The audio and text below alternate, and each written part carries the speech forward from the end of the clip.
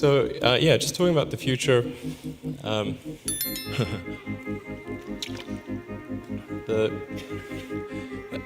think that the most important point I want to make is that,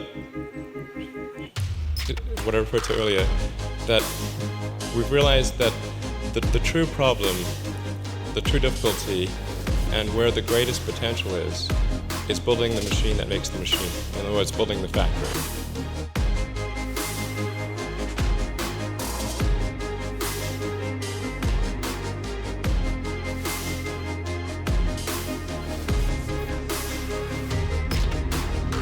Trucks have been the same for a very long time. Or for like 100 years. Trucks have been basically the same. We want to try something different.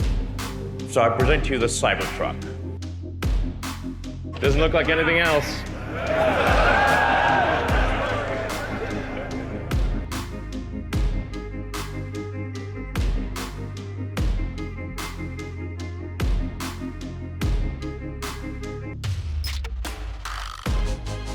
By definition, we must move to renewable energy. I think people sometimes, how can one argue against that? Because to argue for it is to say that we will eventually run out of energy and die.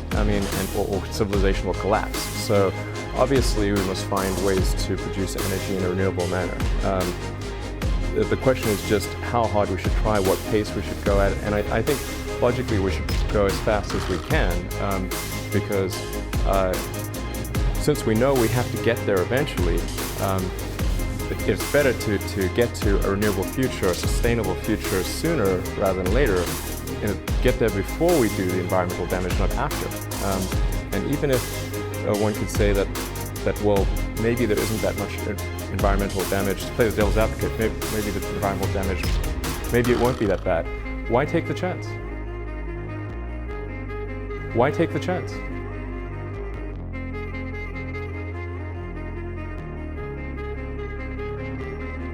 Now, a lot of people would say, well, solar, can that really provide the energy that we need?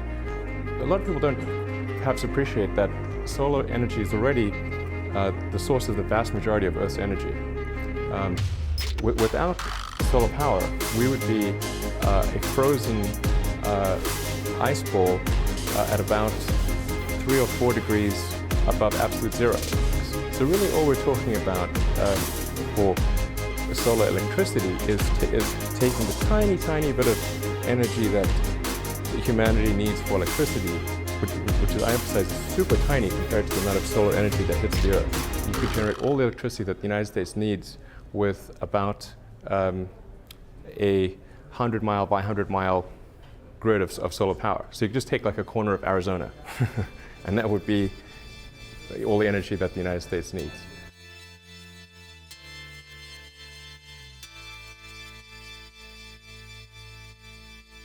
I think the important thing to bear in mind with batteries is there really is no material shortage. The Earth crust has essentially an infinite amount of metal as far as humanity is concerned. We have barely scratched the surface of the metal resource availability of the Earth's crust.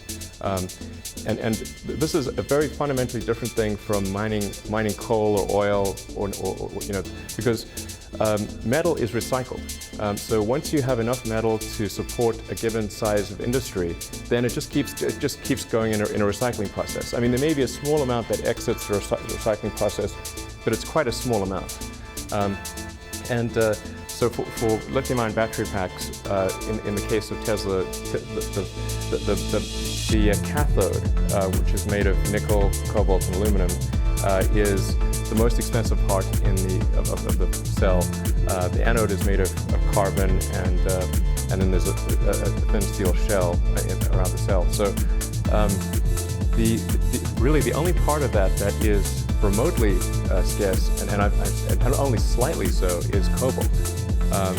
And that's why we moved from a pure cobalt cathode to nickel, cobalt, aluminum cathode, which uses only about 1/4 as much cobalt. But there's as much nickel as you could possibly want, certainly as much aluminum as you'd need, no shortage of steel, and the cobalt it's expensive, but there's certainly plenty available to support all the world's needs.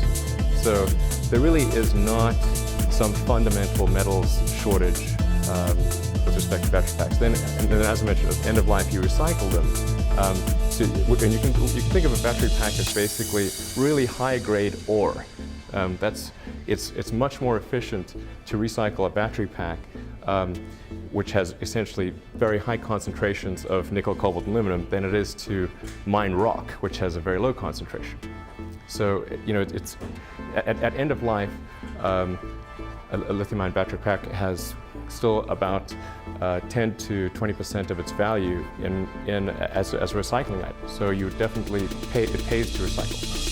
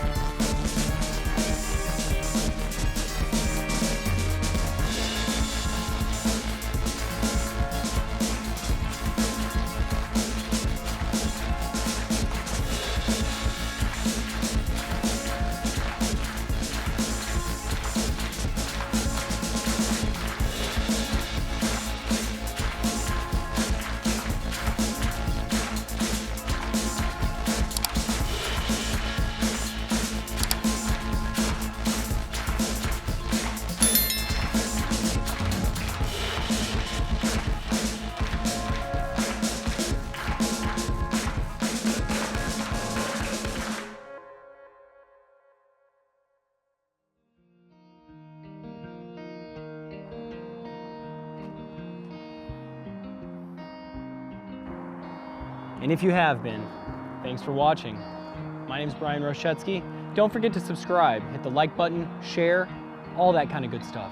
There's also a link in the description for my Patreon, where we send out free perks and bonuses from all my photography and extras for all my Patreon supporters.